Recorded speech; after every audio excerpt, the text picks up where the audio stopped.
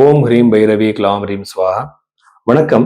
நிறைய பேர் சார் நீங்க ஜாதகம் எப்படி பார்ப்பீங்கன்னு நிறைய பேர் கேட்பாங்க. நான் எப்படின்னா, உங்களுக்கு டேட் ஆஃப் பர்த் டீடைல்ஸ் சரியில்லைன்னா நான் அவங்களோட கை ரேகை பார்க்குறேன்.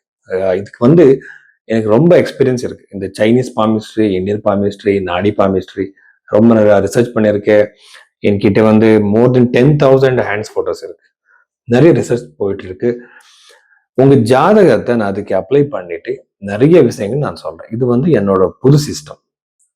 ஒரு ஜாதகத்துல உங்க டைம் கரெக்டா இருந்தா பர்த் டைம் அது வச்சுட்டு உங்க நிறைய விஷயங்கள் சொல்லலாம். ஃபர்ஸ்ட் நான் லக்னம் கண்டுபிடிச்சு அதுல விம்சோத்ரி தசா, யோகினி தசா, ஜெமினி தசா யூஸ் பண்றேன்.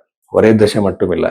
அதுக்கப்புறம் இப்போ நீங்க கரியர் பத்தி நீங்க கேட்டுட்டீங்கன்னா ராசி சார்ட் எல்லாமே தசாப்த சார்ட்டும் நான் பார்க்குறேன், நவாம்சம் பார்க்குறேன், அஷ்டக வர்க்கம் அப்ளை பண்றேன், ஹெல்த் இஷ்யூஸ் இருந்த கோட்டா சக்கரம் எல்லாமே நான் யூஸ் பண்ணேன். இது ஒரு சயின்டிபிக்கான ஒரு மெத்தடாலஜி. இது சும்மா ஒரு ராசி சார்ட் பார்த்து ஒரு பிளானட் எங்க இருக்கு, ஒரு பிளானட் அங்கே இருக்குன்னு சொல்றது இல்லை. டெக்னிக்கலா ஸ்டெப் பை ஸ்டெப்பா நம்ம போறது. இந்த மாதிரி நான் ஹேண்டு, ஜாதகம், பிரஷ்ன சாஸ்திரம் அந்த எல்லாமே அப்ளை பண்ணி நான் ப்ரெடிக்ஷன் கொடுக்குறேன். ஸோ இந்த மாதிரி என்னோட சிஸ்டம் இருக்கு. நீங்க உங்க ஜாதகம் அப்படி நீங்க தெரிஞ்சுக்கணும்னா நீங்க என்ன கன்சல்டேஷன் நீங்க எடுத்துக்கலாம். அந்த நம்பருக்கு நீங்க கால் பண்ணிட்டு புக் பண்ணலாம். கடக ராசி 2026 ஏப்ரல் 5ஆம் தேதிக்கு அப்புறம் இந்த கடக ராசியில பிறந்தவருக்கு என்னென்ன பாசிட்டிவ் நெகட்டிவ் இருக்கு பார்க்கலாம். ஃபர்ஸ்ட் அஷ்டம பாவத்தில் இருக்கிற ராகு, இரண்டாவது வீட்டுல இருக்கிற கேது. அஷ்டம பாவம் என்ன? இது மாங்கல்ய ஸ்தானம்னு சொல்லுவாங்க. அது எல்லாமே நிறைய அர்த்தங்கள் இருக்கு. Sudden changes, sudden gains, sudden loss, பூர்வீக சொத்து. ஸோ இதெல்லாம் சீக்ரெட்டான விஷயங்கள். இப்போ நிறைய பேர் அஸ்ட்ராலஜியை ப்ராக்டிஸ் பண்ணுவாங்க, மந்திர ஜபங்கள் ப்ராக்டிஸ் பண்ணுவாங்க, தந்திரம் ப்ராக்டிஸ் பண்ணுவாங்க. இது எல்லாமே பண்றவங்களுக்கு 8 ஹவர்ஸ் ரொம்ப இம்பார்ட்டன்ட். ஸோ அப்படி இருக்கும்போது திருமண வாழ்க்கையில பிரச்சனை வந்துதான் ஆகும். ஏதாவது பிரச்சனை வரும், மிஸ் அண்டர்ஸ்டாண்டிங்ஸ், டென்ஷன்ஸ். இது கோர்ட் வரைக்கும் போகலாம், பெருசாயிடலாம். இந்த மாதிரி இஷ்யூஸ் எல்லாமே கர்நாடக ராசியில பிறந்தவருக்கு இந்த டைம் பீரியட்ல இருக்கு.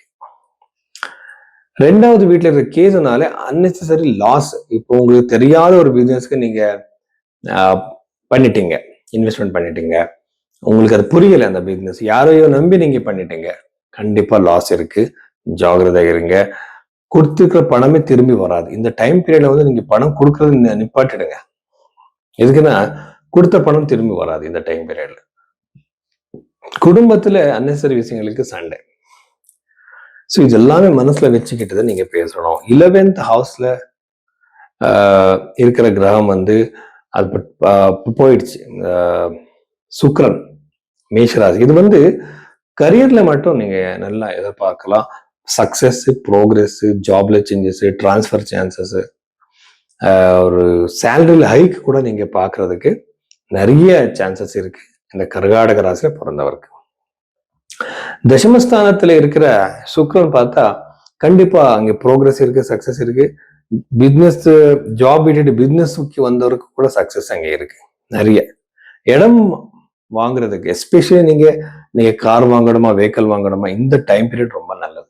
ஸோ நீங்க வெஹிக்கல் வாங்குற சான்சஸ் அதிகமா இருக்கு. கடன் பிரச்சனை வெளியே வர்றதுக்கு வாய்ப்பு இல்லை.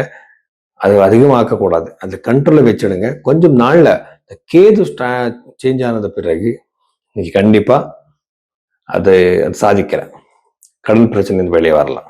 ஸோ இவ்வளவு விஷயங்கள் கடகராசிக்கு சம்பந்தப்பட்ட விஷயங்கள்.